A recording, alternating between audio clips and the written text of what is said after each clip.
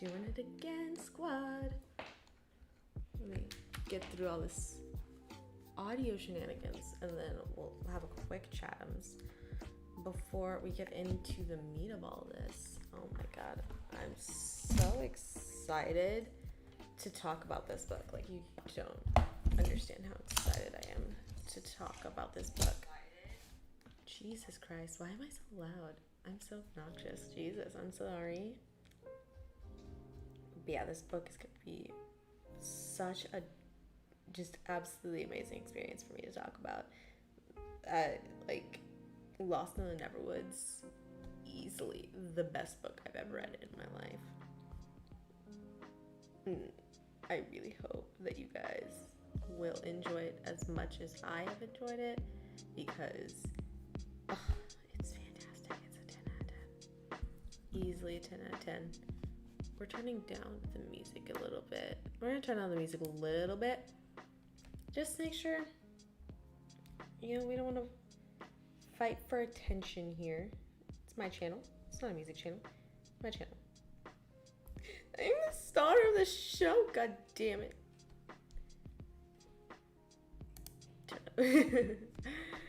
Literally just hearing myself say that, oh my god, I'm such a dork. I really am. Okay, this feels great. This feels good. This feels good. Okay, first and foremost, it's not that I forgot that we were doing this stream today. It's not that I forgot that we were doing this stream today, and that's why it's so late. Can we chill? Can we chill? Everything's freaking out. My tub in my bathroom has been filling like no other. So we had to have the dude come down and fix that up for us, which wasted like $15 trying to buy like random tools and stuff to try and do it ourselves. But he came down the same day. I think he was like less than an hour out. Like, it took him less than an hour to get here, fixed it up for us. We're all Gucci now, so that's working. But that's where we spent like the whole morning, because we went to Target and Target didn't have nothing, and then we went to this local grocery store, Jewel Osco. They didn't have anything, and then we had to get like a couple things for our food, and then we went to a hardware store nearby and they had something, but it wasn't super like great. Like, it was kind of like a cheapy version of the thing that we needed, of like the drain snake we needed. That didn't work. So we finally called support and they came in clutch. And now I'm here. Like, this is immediately after eating my first meal of the day and getting all that sold. We're having fun. Other important things. I write books. The Queen of Thieves series is my current book series. It's available on Amazon.com. Link is down below. But you can get those books on Amazon, as well as you subscribe to my Patreon. Over there, we're going to be doing pre-release premieres of these books for my members on Patreon newsletters. So you should go check those things out. Subscribe to the newsletter or Patreon, both linked down below. Let's hop into this book. I'm not emotionally prepared. I'm really, really not. Also, by the way, salutations, friends. My name is Brianna Sukiyombabunda, otherwise known as No Ordinary Scholar. Getting that in there. I'm not emotionally prepared to talk about this book. I was taking notes. I was organizing my notes for this book, because how I've been doing notes really has been, because on Kindle, I currently have like all of my books on Kindle at the moment, and it's not my ideal. I ideally would like to get something that can hold both. I honestly want like an Onyx Books type of device, so that way I can have Kindle, Kobo, all of those things on there, because with Kobo at least I can have multiple, I can have books that I use that support local bookstores, and that would be ideal. But also there are a lot of people who only publish to Kindle and stuff like that. But I currently on Kindle am able to like select some text, highlight it, or add notes to it, stuff like that. And so that's kind of what I've been doing. And then I'll screenshot them and add them to Philip DeFranco. I'm streaming. Calm down. I'll screenshot those notes and stuff and add them to this and add them to this notebook that I have on my tablet. Yes, I know I could get Kobo and everything on my tablet. It's just harsher on my eyes to read off of these types of devices versus on the Kindle. That's also like a better size for me. But moving on. And so I have about 10 pages of notes, minimally 10 pages of notes that I've taken on this book because it genuinely, I say this in the description, this book genuinely left me speechless at times, and I'm not being dramatic. I was like, we'll get into it later, but this book, oh my god. Let's describe it. What happens? What's going on in this book? 5 years ago, Little Miss Wendy Darling and her brothers were kidnapped and they went missing, but only Wendy ever made it back to her home. And that is something that's like a bit like weighing on her and hurting her for a long time because she has no memories of any of the things that happened. So she feels partially responsible for their ability to not find her brothers because she feels like she should be able to remember something and then she would be able to help find them. But now, once again, all eyes are on her, and once again, because kids are starting to go missing, like now, because the book takes place now, and then the kidnappings and like disputes of her and her brothers 5 years ago. Now, kids in town are starting to go missing, and everyone's looking at her and her brother. Well, never mind. Her and the situation with her brothers because they feel like it might be connected. Wendy comes across this boy claiming to be her old friend Peter Pan, but she's under the impression that Peter Pan is fictional. Well, he's real. He has magic, but his magic is fading away because his shadow has been the one that's kidnapping these kids. And as Peter gets weaker and his like magic fades, and he's also starting to grow up, as all that's happening, the shadow is getting stronger and taking over and gaining power. We also find out that the reason why Peter started aging and the reason why Peter is been losing his magic is because ever since before they even met, Peter has been in love with Wendy, and that's been like causing him to grow up. Over the course of the book, they're trying to like uncover like where the shadow is, how to stop it, and she wants to know what's happened to her brothers. And she starts to regain her memories of Peter and what happened with her brothers, and using that information, she's able to defeat the shadow. I'm normally not on this channel and on these videos. I'm normally not the type of person that's like, oh, I don't want to give out spoilers because I feel like it tends to be very important to talk about when I'm discussing books and stuff. And that's not necessarily how I feel at the moment, but the twist with her brothers, oh my fucking god. That is what they've done with the twist with her brothers and with Peter Pan was literally the best writing I've ever seen in my life. This is really like the moment that completely took my breath away. Like I literally read that. I threw the Kindle across the room and I was just sitting there. No. I can't bring myself to say it at this moment. I cannot.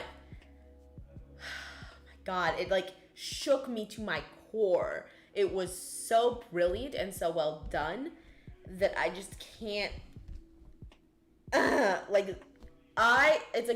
It's something I personally cannot. I can't say it. I can't bring myself to say it. But like. It's there. I took notes and I highlighted and all that stuff, and those notes are going to be on my Patreon. If you go over there, I do post my notes from the books that I take. I read. I post those over on Patreon, so when those get up there, you can see what's going on. But I do suggest you just read the book because oh my god. I think, why do you keep popping over to that book? That's not what we're talking about. Like, the book is just so phenomenally written. Like, I genuinely think this is just the best written book I've ever read. I came into this situation like, oh, I've read some like really great books this year. So far, what was it? Kingdom of Souls is is like one of my favorite books right now, and I like Cemetery Boys is also like one of my favorite books. So is it gonna be just like Aiden Thomas fighting themselves for like one of the top spots in my usual like end of year recap like favorite books of the year? Fuck that. No, Aiden Thomas is gonna write the best book I've ever seen, blow everything else out of the water, and literally just like it would be criminal for me to compare any other book to this book at this point. So Lost in the Neverwoods is at its own god tier, and everything else is just there. You know, everything else is just working there. Some fun. Let me show you. I have so many examples of writing that I really loved in the book. So let me go ahead and tell you some stuff. Here's this. Shadows are made up of all the dark and bad parts of yourself. They feed off of bad thoughts, fear, worry, sadness, and guilt. They can take over a normal person, though. Because he was saying, like, a shadow couldn't take over me, but they can take over a normal person, though. Those dark thoughts can devour a person and take all their happiness away. They want you to feel isolated and alone. It's like they suck the energy out of you and leave you with nothing. The only issue I ever had in this book is I do feel the authors are really strong with descriptive language. Like, they do descriptive language so well, but there are occasionally points in times where it feels like they kind of trip over themselves doing too much. But that's definitely not a big issue. I can bond so much and relate so much to Wendy and just like her mental health, how she reacts to things. Like there's one instance right here where her best friend Jordan asks, "Are you okay? Like, are you okay?" And like in Wendy's thoughts, she's like she was tired, and the question like made her prickle with fatigue and annoyance. And I can completely relate to that. I say this in a video that I'm going to do later, that like talking about chronic illnesses, mental health, physical health, stuff like that, disabilities, to someone who does not have those can honestly feel like trying to speak and communicate with someone that speaks a language you don't speak. And it can just be so exhausting, and it can be so much energy and effort to try and communicate anything at times that it's even just the "are you okay?" It feels like a homework assignment to answer that question. It can get very irritating to have to constantly answer. I love something that I saw in the book was that there'll be relatively subtle things that happen that work in line with the book and that make and kind of get the plot along, but it's treated very subtly to the point where it seems like a lot of people kind of miss what's happening, versus if the author were to like put more focus on it, it would come off corny. For example, like we just said, the shadows make you feel alone and stuff. Wendy was at like a point she was debating whether or not to tell her best friend that like this magical dude Peter Pan showed up, that like they've been talking about as like a fairy tale their whole life. Wendy's thinking, and what about everything else Peter had said? What would Jordan say if Wendy told her Peter claimed to be the Peter Pan, or that his shadow had gone missing and was kidnapping kids? Or what about the fact that she was actually starting to believe him? Wendy almost laughed. There was no way Jordan believed her. Wendy was alone in this. And like that's a very subtle callback to how the shadow and how shadow infecting someone actually how shadow infects someone, and normally you'd kind of blush that off as like, no, that's not what they mean. And normally I'd be like, I might be stretching here. But because with the very ending of the book, the shadow gains strength from like the sadness, the fear, and the nightmares. That's why it's kidnapping kids. It's getting strength from their horrors. That's why it is pretty much holed up in the woods by her house. She is terrified of the woods, and that's giving it strength. Towards the end of the book, she goes into the woods because she wants to save Peter and the kids. That's her losing some of that fear, so that's weakening the shadow. And then the shadow is attacking her, and the kids come up to try and hug her and protect her. That's those kids losing that fear from the shadow, and that's weakening the shadow to the point where they are all able to defeat the shadow. And it's subtle, and it's literally the idea of like they're not afraid of it anymore, so that means it's lost its power. But because the author didn't go over it in such a over the top, dramatic, in your face way, which would have been corny, but it was very subtle to the point where it seemed like people who commented on this book had kind of missed that and felt like it was just brushed over when it was there. It just wasn't explicitly stated. While we're on talking about people who commented on this book, let's talk about the most annoying comment I fucking saw on this book. It literally angers me. There were a lot of people talking about how like they didn't like it because they thought Wendy's grief was done extremely well, but they didn't know, like, there wasn't a lot to her personality outside of the grief. And I don't want to generalize these people, but it really comes off to me seeing that comment as one of those, like, tell me you're not traumatized without telling me you're not traumatized types of situations. This woman has been consumed by the grief of the disappearance of her brothers and her not having any recollection of what happened to them for 5 years. The grief is the primary part of her personality. That's like me saying, like, in the pit of, like, that's you, like, that's literally this actually has happened to me before. Now that I think about this, has happened to me before. And it's fucking I remember someone telling me that they didn't like my personality because I was so sad. And it's like, yes, I am so sad. Yes, I do come off very sad. That's because I am, like, regularly thinking about suicide at this point in time. Yes, she does, like, come off as being primarily a grief character. Like, yes, she does come off as a character whose personality is grief.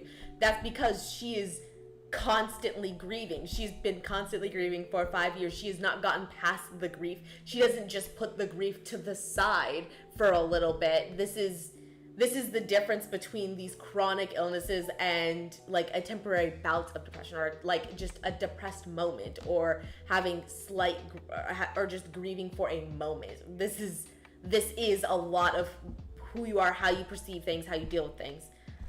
And I was, like, those comments felt just so ignorant to read. Another thing people were saying was that they're, like, they felt like the actual action dealing with the kidnappings was very slow, and it just you kind of didn't get any action until the end of the book. And my response to that is that the kidnappings are for sure the B plot. The kidnappings are a vehicle for Wendy's development. The story is about her recovering these memories and dealing with her grief, dealing with what happened to her brother, finding out what happened to her brothers. The actual physical story, like kidnappings, is the B plot, just there to help maneuver her through the process of her growth. And if we're being fucking honest, if this is not something that you can jive for, if you can't really get into, like, the idea of a character-driven story, I don't know if you like my books. Because 100% in my books, the main focus is the mental health and the development relationships of these characters versus, like, the actual spy mission that they go on. The spy missions are just there to help literally act as a vehicle for them to move forward, for their characters and their development to move forward. Uh, let's talk about. Oh my god. I just saw a thing that made me cry. Oh god. It was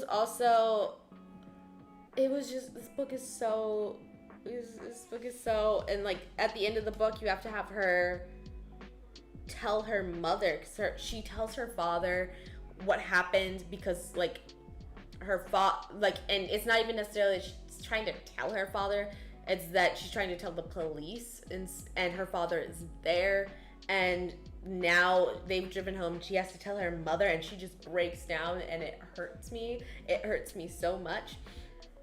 And then you have this situation here where this is right before the shadow like hits peak strength, and like we get into the climax of them defeating the shadow, like secondary climax. I would say the primary climax is when she remembers what happened to her brother, but this is right before all of that, and you see this moment of Peter having like this extremely vulnerable moment with her, and let's just read. At first she thought she was trembling, but it was Peter. "You're shaking," Wendy said. Peter's throat bobbed as he swallowed, giving a barely perceptible nod of his head. "I thought you weren't afraid of anything," Wendy heard herself say. She was lightheaded and breathless. "I'm terrified," he said quietly. His starry eyes held hers, and she couldn't look away. She didn't want to. "Of what?" Wendy asked. Peter's words brushed against her lips. "Losing you." And just the vulnerability of this moment, which, like, letter to the author, "Dear Aiden Thomas, how dare you separate, like, you put me through all of this, you made them so cute as a couple, you made them so sweet, and then you separate Wendy and Peter, but you also have the audacity to make it something that just works so well with the book, and it just makes so much sense for them as characters." And I'm feeling, this book made me feel way too many things. And I can't handle it. I'm so sad.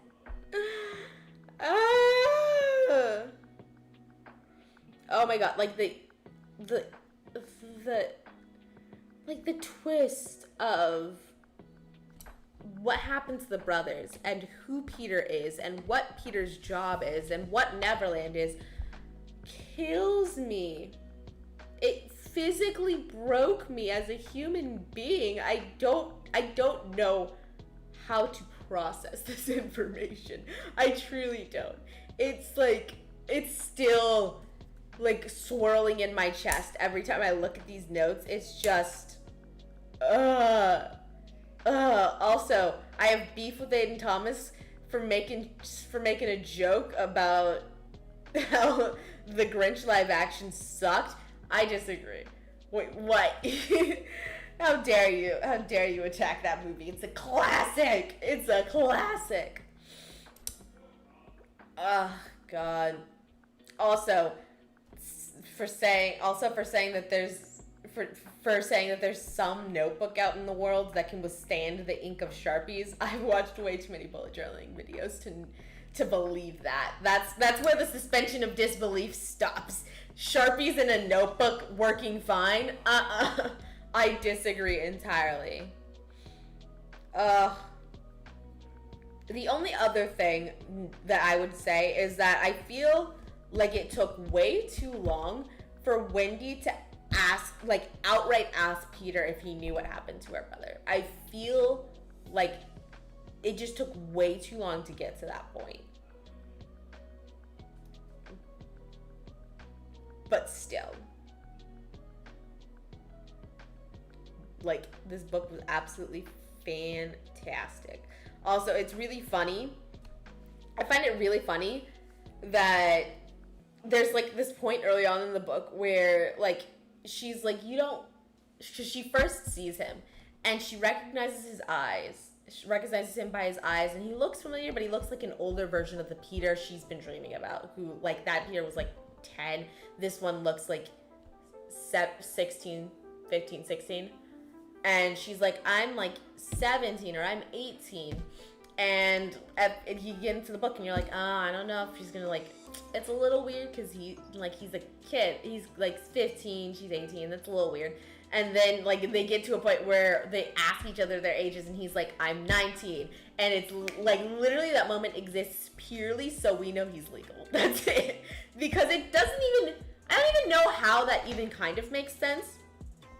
Because Peter Pan's been doing his job. He's been doing his shit since for at least 17 years. Like, no. The kids he does his shit with are usually around 10 years old, 10 to 12 years old. Like, probably closer to 10 because she was 13. She turned 13. And that was, like, the oldest anyone's ever been to Neverland. And it kind of fucked up Neverland. So, around 10 years old. He took her mother with him to Neverland. And he took her mother with him to Neverland. So when she was like 10 years, so that would have been 10 years old. Wendy's like 18. So presumably Wendy's mom at least waited until, like, let's say she was 20 when she had the kids. That's 40 years between, that's almost 40 years between when he hung out with her mother and when he hung out with, and like this day in the present time in this book. How we got to the number 19, I do not fucking know, but it's exclusively there, so we know that he is an appropriate age to be dating Wendy. I also saw like a comment saying like they felt like it was weird that he would have. It's weird that like she's dating someone that has the mind of a 10-year-old, but nothing really about how Peter presents himself to me screams that he's a child. If anything, he's probably been acting like probably older than even 18, but appropriate for what the twist of what Neverland is. He's acting quite old. He's acting quite old, and it makes sense because of like the twist of what Neverland is. He had to grow up quite quickly. He would have been like a 10-year-old, but he had to behave and be able to interact with others as if he was much more mature and able to take care of the situation way better than a 10-year-old would. So yeah, he never read like a 10-year-old to me at any point. Yeah, he like is kind of goofy and playful and doesn't really want to be responsible, but it reads more as playful versus mind of a child, you know?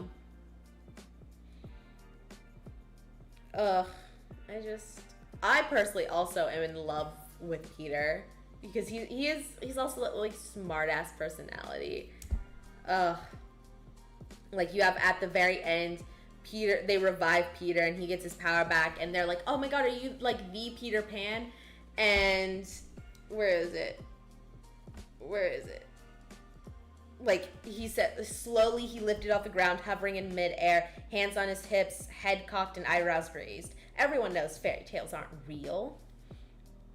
Like, fucking jackass, you fucking dick. Is there any, do I just read more quotes?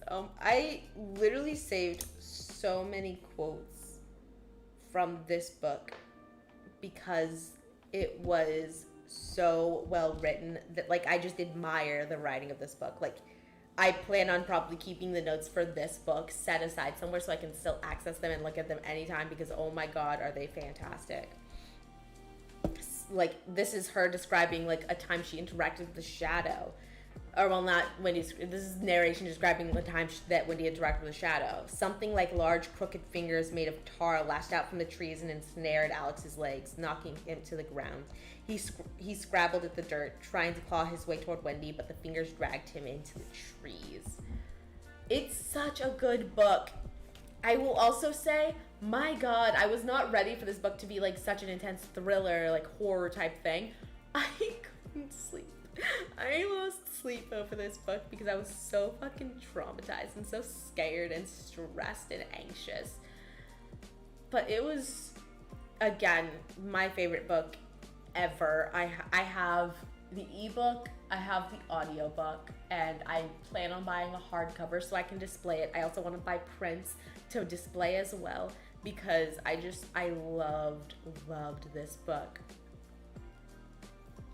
Aiden Thomas, fucking fantastic. I would also recommend highly Cemetery Boys as a book. That was also an extremely fucking cute book that also made me cry, but whatever. Yeah, this book was fantastic. The writing was so well done, and I cannot possibly, like, how they thought of this fucking twist. Oh my god. I can't. I don't know the words to give the praise that is necessary to this book. That's how I feel. That's currently how I feel. But that's that's all I've got to say on this book. The next book I will be streaming next week is going to be Artificial Generation by A.H. Haga. That's already read, and then the notes need to be organized for that. Might be. And then after that, I don't know when the stream will be. We'll see. I haven't started the next book yet, but I'm going to be reading Meet Cute Diary by Emery Lee. So, yeah, we got some shit going on. Then I'm going to probably hop into some other... I'm going to reorganize my reading plan, and we'll be doing that in another, like, one of my progress report streams, maybe Tuesday, Monday. My tanker's coming in, so we're doing more moving stuff. But Tuesday, hopefully things will be situated enough for me to do a what am I trying to say? Situated enough for me to do a progress report stream to, like, update you on what we're doing in terms of reading, because that's changed around a little bit. But we'll get there. That's everything for me. Again, don't forget to check out the Queen of Thieves series. Links are down below. Don't forget to sign up to my newsletter. I will be giving out the exclusive digital copy. You can't get a digital copy of my book I Hear Colors anywhere else. We're gonna be giving that away for free on my Patreon, so check that out. That's all from me. Thank you so much for watching, and until next time, valedictions, friends.